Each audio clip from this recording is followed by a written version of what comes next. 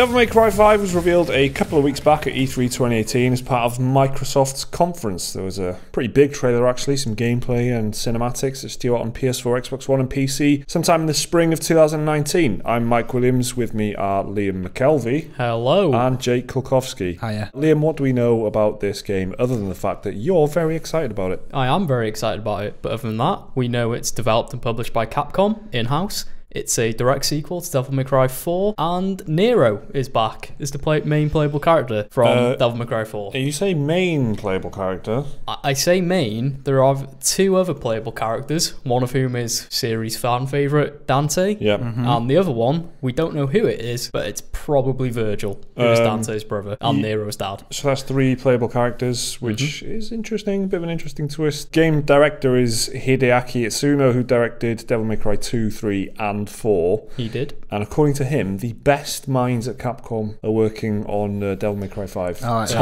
I like that. Men. It's ballsy. Top men. Ignore all the other franchises and that. I like that. I like yeah. That's ballsy. All power to the shields. Never mind this Resident Evil remake. It's getting a lot of hype. They're all on Devil May Cry. Exactly. He actually said that wearing a t-shirt that said "fuck Monster Hunter," if I remember rightly. That's right. Yeah. I saw that. I remember thinking, I want to get that t-shirt. Capcom said the game runs on the Resident Evil engine, or RE engine. It does. Which was used in last year's Resident Evil 7, of course, and the upcoming Resident Evil 2 remake. Yep. So that's kind of, obviously they've made a new engine. It's their go-to thing. Use it for everything. It's going to be running at 60 FPS, which is kind of expected, really, for Devil May Cry. Kind of essential. Yeah. Because it's a quick game. Kind of, it's all about button presses and timings and combos and shit. So you gotta be quick. You gotta be a fast, reactive game. And the art style is pretty photorealistic, and that's what they're shooting for anyway. Yeah. So what else have we learned outside of E3? Have they been doing interviews and doing the rounds like that? They've done a few, and Itsuno appeared on Inside Xbox, that show, and he appeared just to talk about the game a bit. He said, quote, "I'm confident that what we've made will exceed your expectations." They're they're talking big. Yeah, it's quite unlike the what Sean Layden said earlier this week about the PlayStation cross-platform, which he's sure we will accept understand and accept. Yeah. Which isn't quite so. It's not the best. Quite so exciting. Is this because the last Devil May Cry that came out was DMC, and fans were quite cold on that? So that was a soft reboot, wasn't it? Kind of, yeah, like a spin-off almost, sort of separate from the main continuity. And it did the thing of just being called the game DMC like Doom Devil May Cry. Which, it's not very helpful unless you're really rebooting the franchise. It's not very helpful. And that was a different team, wasn't it? It was a different group of people. That was made by Ninja Theory, that one. Famous for Hellblade and Enslaved Odyssey to the West. But yeah, people reacted quite badly to that because of how fundamentally they changed the tone of the game. They went from cocky, brash humour to sort of teenage edgelord style. Edgelord is, yeah, that's the word I would use also. So it's set in London, by the way, the new Devil May Cry, because it's all London road signs, there's metro. It is set in a fictional city. Kind of London looking though. I do agree with you.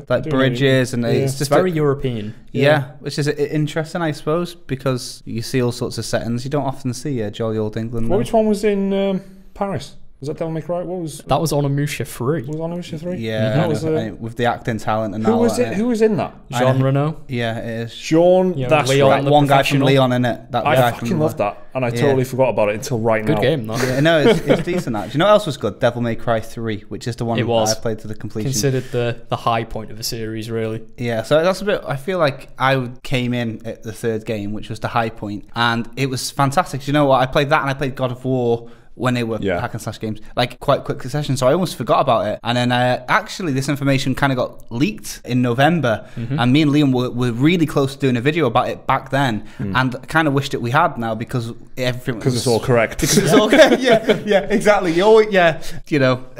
This one has really caught my interest because I remembered I actually really did enjoy the third one. And if there's some more information from the leaks that, I won't say, but if that's all correct, then it looks like it could be a really, really good game. Yeah. And I know this is something that people have wanted for ages, isn't it? Oh yeah. Yeah, the reaction was extremely positive, I would say. I don't feel any doubt using that word. People were well excited about it, and they've kind of addressed that themselves afterwards, saying that they were very glad with the huge positive reaction they had and stuff. The trailer apparently was not pre-rendered in terms of the gameplay and stuff, and it was actually in game, which again is impressive because there was gameplay in there. It was the kind of gameplay that you could slow down and pick through, and if you wanted to look for specific details and stuff, that you could do that. There was that type of stuff going on in there. Seemed to be like some kind of bionic arm that really caught my eye. It appears to do different things. Maybe it's contextual. Maybe you can like swap them out or something. I'm not quite sure because it's just a trailer, so I don't know how it works. But the character had like an arm that did different things,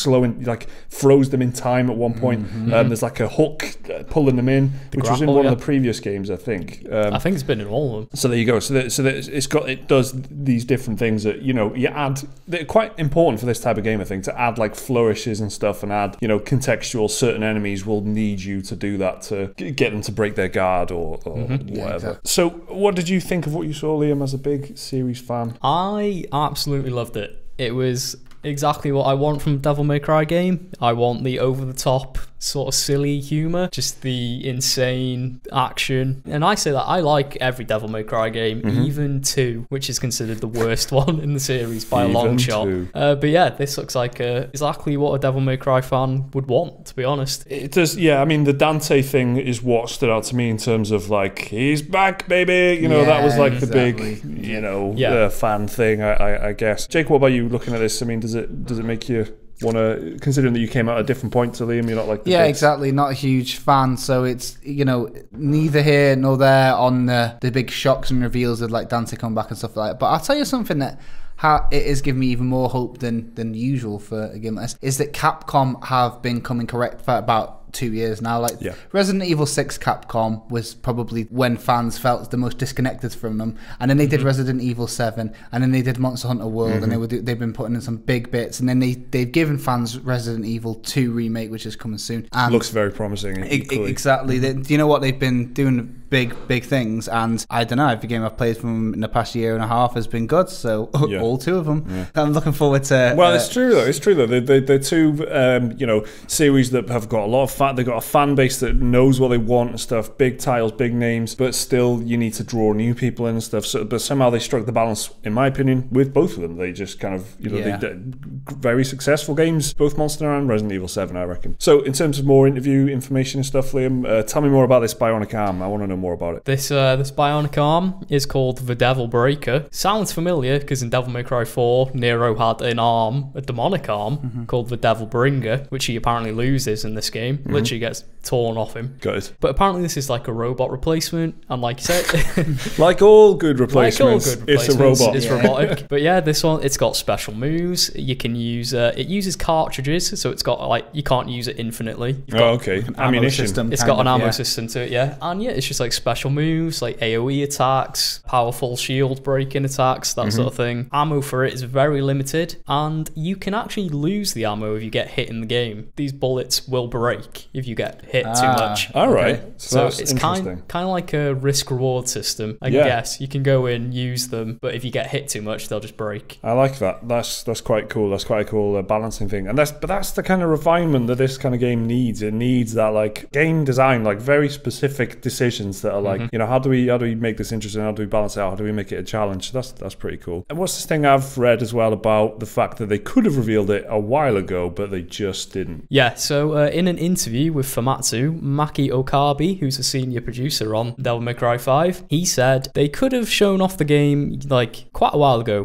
up to a year ago, and Capcom actually wanted to reveal it last year. Right. But they wanted to reveal it alongside Resident Evil 2 because they see the series as like sort of parallel to each other. He actually described them as brothers, and he said it was that is nice. It was like telling the world the brothers are back. That's the thing though. That's like I just said then, right? When they announced Devil May Cry 5 and Resident Evil 2, that's 2 bits of fan service for 2 different types of Capcom fans. And it was powerful having them both announced rather than one and then 6 months later the other one. I think bundling it was pretty cool. As far as I'm concerned, Capcom have just kind of, until Resident Evil 7 and then later Monster Hunter, it just seems like they've just kind of faded a little bit and stuff, and so they've really come back in the last couple of years in terms of their relevance and their prominence and how they can like dictate the conversation at E3, for example. I don't think they've been able to do it for a while. They haven't done it for me anyway, and then now they're like, they've got two big ones at the same time that they've, we've done a video on Resident Evil as well, and that's, when was the last time we did two kind of videos breaking down Capcom games? They're a bit of a high point, a bit of a renaissance maybe, which is very cool. Did we learn anything else from McKelvey there? He was just saying like how excited Capcom are for the game. He hopes fans are going to be looking forward to the game because it's the first proper Devil May Cry game in 10 years. That's what he acknowledged, wasn't it? That it has been a long time. I think even Capcom at this point are trying to forget about DMC, even though it was a good game. I really like Ninja Theory as well. Yeah, it's a bit, it was a good game, and I think people need to, give that game a chance. I guess it's the disappointment can magnify what your feelings are like, because if you come at this game expecting huge amounts of stuff and then it disappoints you, then that can make it feel like it's a much worse game than it is because it's not quite the thing that you wanted it to be. That's something that happens a lot in like the game industry. Absolutely. It's because the fans are coming at it from a fanatical place. They love Devil May Cry. Yeah. And there might be people listening to this video who are maybe a little bit younger and don't remember Devil May Cry being essentially a household name. Every single person between like 25, 35 who've been playing games the whole time will have heard of or probably played Devil May Cry game. This trailer and the way that you see the gameplay looks like not only is it going to be cool for people that remember it, but it looks like it could be a really good jumping point for it because it looks like if you've never played Devil May Cry and don't know what to liken it to, the way that this combat looks like, you might be going in your head, oh, it could be a bit like God of War, but no, it's going to be a lot more fluid, a lot of flipping around. It's going to be razor sharp, I reckon. Definitely. It's going to be such a big adrenaline boost for some people that haven't played a game like this. I think it seems like an exciting prospect for new players as well, to be honest. It's a very particular type of game, isn't it? And there are a few games that fall into the category, but it's essentially chopping stuff up in spectacular fashion that requires quite a bit of skill, learning information about the game, learning combos and stuff like that. And usually they are very visually busy as well. So there's just a lot going on. It's a very particular type of game, and I think like you say, a lot of people might not have come into Devil May Cry because there's a lot of you can get the special edition Devil May Cry 4 or whatever, you can get the remasters of the original ones, the HD collection. You might not be coming at this and not knowing much about it, and so this is a great chance to get into the series. And like we said, there's a lot of, if you're interested based on this, there's plenty of stuff to look at. There's like the 4 other ones and DMC, Devil May Cry, the Ninja Theory one. So that's Devil May Cry 5. We learned quite a bit about it, but there's still plenty more to come, I guess. It's just a good meaty trailer to reveal the game in earnest. It's out on PS4, Xbox One and PC in spring 2019. That's what you think about how it looks and what you hope it's going to be. Are you a huge Devil May Cry fan, or you not even played the series at all, any of it? Let us know what you think down in the comments. Remember to like and subscribe if you enjoyed the video. There should be another video on your screens right now if you want to watch that, and a link to Patreon if you want to support the channel. Thanks for watching. We'll see you next time.